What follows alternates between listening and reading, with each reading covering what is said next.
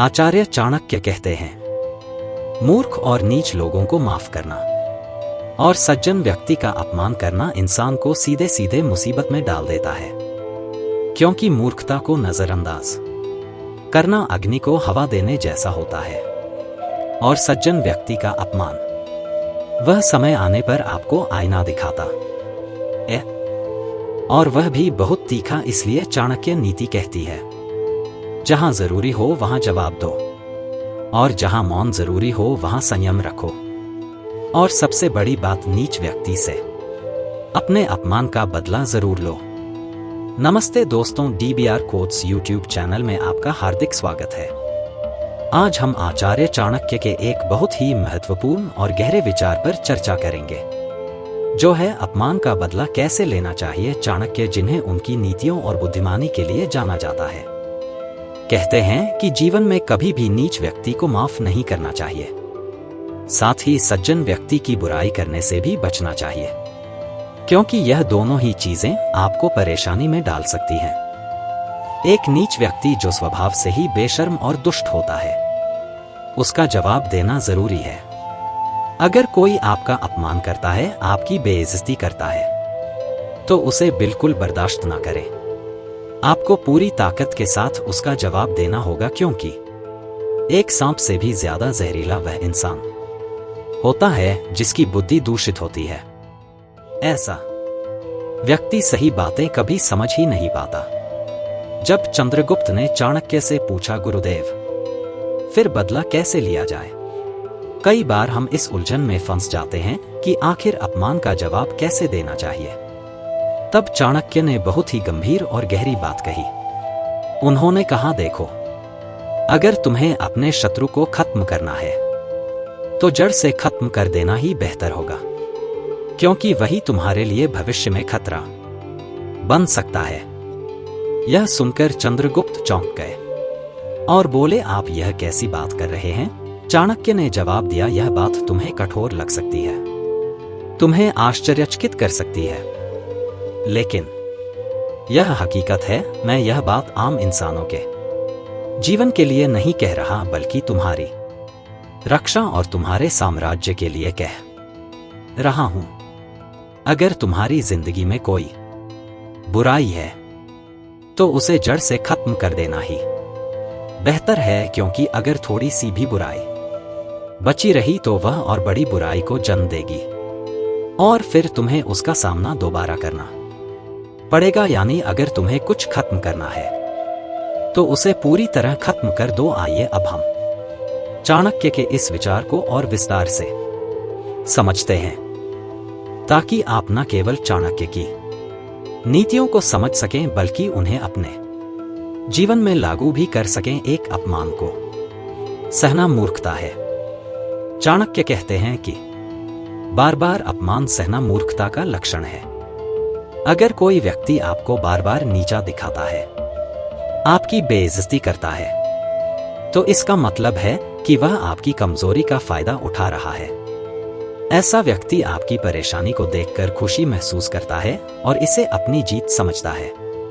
उदाहरण के लिए मान लीजिए आप एक स्कूल में पढ़ाते हैं। एक सहपाठी या सहकर्मी बार बार आपके काम की आलोचना करता है, आपकी बात को काटता है या सबके सामने आपका मजाक उड़ाता है।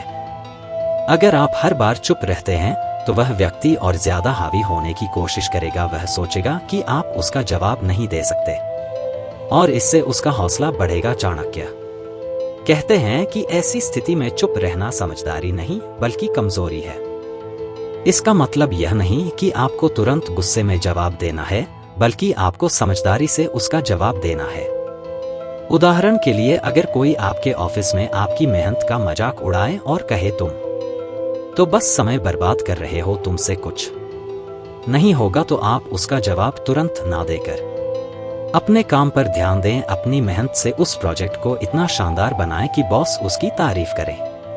यह आपकी जीत होगी और वह व्यक्ति चुप हो जाएगा। तो गुस्से में जवाब देना नुकसानदायक। चाणक्य की नीति बहुत साफ है कि जब कोई आपका अपमान करे तो उसका जवाब उसी की भाषा में देना ठीक नहीं। गुस्सा एक स्वाभाविक भावना है, लेकिन गुस्से में लिया गया फैसला हमेशा नुकसान पहुंचाता है।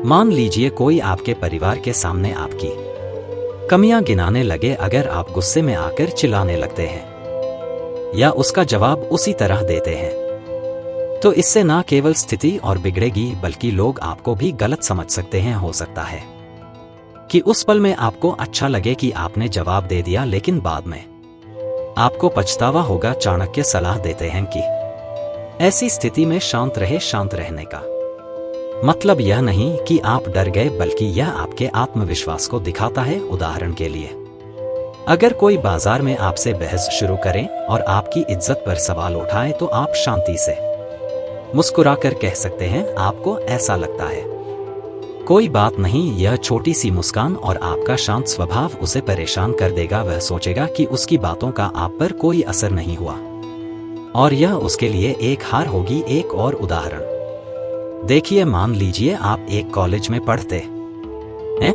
और कोई सहपाठी आपके कपड़ों या बोलने के तरीके का मजाक उड़ाता है।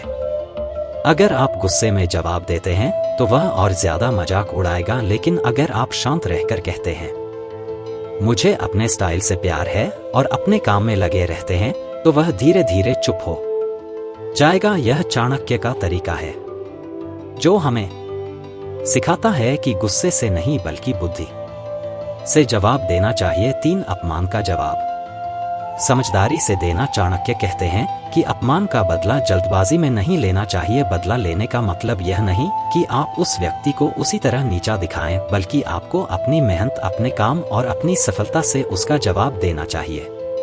यह सबसे प्रभावी और सम्मानजनक तरीका है। उदाहरण के लिए, अगर कोई आपके सपनों का मजाक उड़ाए और कहे तुम तो बस सपने देखते हो, तुमसे कुछ नहीं होगा, तो आप उसकी बातों को दिल से ना लगाएं। इसके बजाय अपने लक्ष्य पर ध्यान दें। मान लीजिए आप एक लेखक बनना चाहते हैं और कोई कहता है कि तुम्हारी लेखनी में दम नहीं, आप मेहनत करें, अपनी लेखनी को निखारें और एक दिन जब आपकी किताब बेस्ट सेलर बन जाए तो वह व्यक्ति चुप हो जाएगा। 4 अहंकारी लोगों का पतन। चाणक्य कहते हैं कि जो लोग दूसरों को नीचा दिखाते हैं उनकी बुद्धि छोटी होती है। ऐसे लोग अपने अहंकार में डूबे रहते हैं और सोचते हैं कि वे सबसे ऊपर हैं, लेकिन उनका यह घमंड ही उनकी बर्बादी का कारण बनता है। उदाहरण के लिए, एक स्कूल में अगर कोई शिक्षक अपने छात्रों को बार बार डांटता है, उनकी गलतियों को सबके सामने उजागर करता है और उनकी बेइज्जती करता है,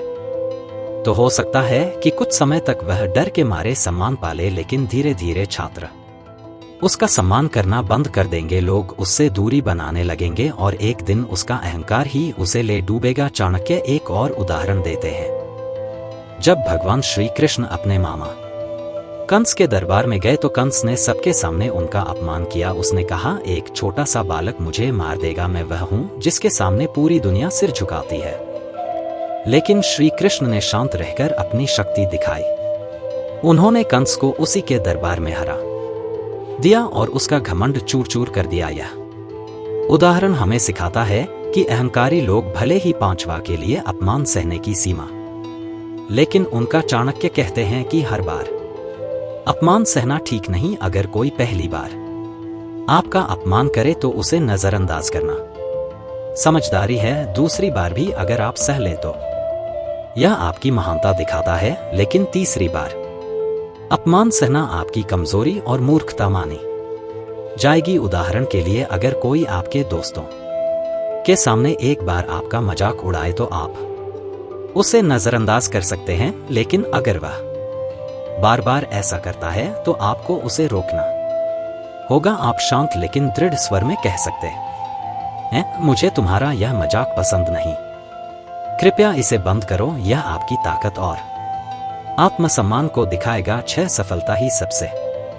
बड़ा जवाब। चाणक्य का सबसे शानदार सूत्र है कि अपमान का जवाब अपनी सफलता से देना चाहिए। अगर कोई आपको बार बार नीचा दिखाए तो उसकी बातों को दिल से ना लगाएं, बल्कि उस अपमान को अपने अंदर की आग बनाएं और उसे अपने लक्ष्य को पाने में इस्तेमाल करें। उदाहरण के लिए, अगर कोई कहे तुम तो पढ़ाई में बहुत कमजोर हो तो आप उसकी बातों को नजरअंदाज करें। रात दिन मेहनत करें, अच्छे नंबर लाएं और जब आप टॉपर बने तो वह व्यक्ति आपसे नजरें नहीं मिला पाएगा, आपकी सफलता ही उसका सबसे बड़ा जवाब होगी। 7 शत्रु से निपटने का तरीका। चाणक्य कहते हैं कि अगर आपका शत्रु आपसे ज्यादा ताकतवर है तो उसका जवाब उसी के तरीके से नहीं देना चाहिए, बल्कि समझदारी और धैर्य से काम लें। अगर वह दुष्ट स्वभाव का है तो उसके खिलाफ रणनीति बनाएं। उदाहरण के लिए, अगर कोई आपके खिलाफ गलत अफवाह फैलाए तो आप सच को सबके सामने लाएं, लेकिन शांति से। अगर शत्रु आपसे बराबर का है तो उसे विनम्रता और अपनी ताकत से नीचा दिखाएं। जैसे अगर कोई आपसे प्रतियोगिता में जीतने की कोशिश करे तो आप मेहनत करके उससे बेहतर प्रदर्शन करें।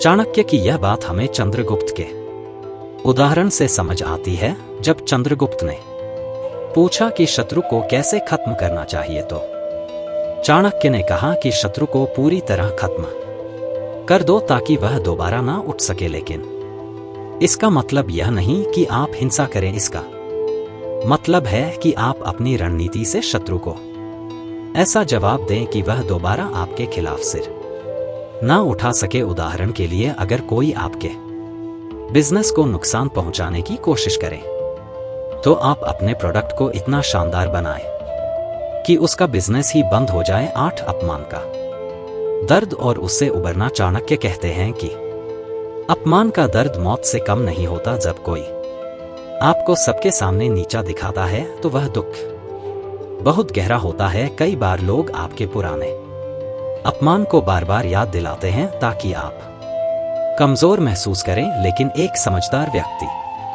ऐसी स्थिति में गुस्सा नहीं करता। वह शांत रहता है और अपने काम पर ध्यान देता है।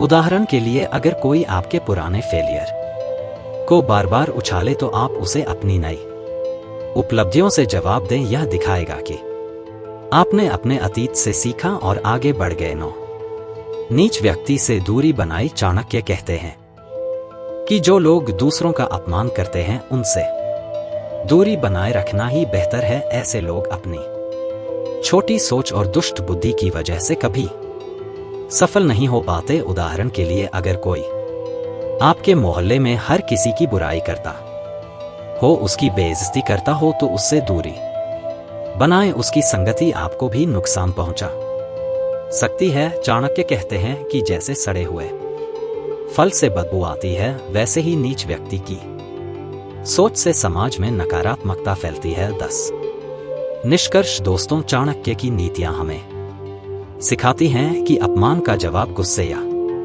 झगड़े से नहीं, बल्कि समझदारी, धैर्य और मेहनत से देना चाहिए। अगर कोई आपको नीचा दिखाए तो उसे अपनी सफलता से जवाब दे। जैसे एक हीरा तराशने के बाद ही चमकता है, वैसे ही आप भी अपनी मेहनत से चमके। अपमान करने वालों का मुंह आपकी उपलब्धियां बंद करेंगी। चाणक्य का यह सूत्र हमें न केवल मजबूत बनाता है, बल्कि एक बेहतर और सम्मानजनक जीवन जीने का रास्ता भी दिखाता है। उम्मीद है कि आपको यह विचार पसंद आए होंगे। अगर हाँ तो इसे अपने दोस्तों के साथ साझा करें और हमें बताएं कि आपको यह कितना उपयोगी लगा। अगली बार फिर मिलेंगे एक नए और प्रेरणादायक विचार के साथ।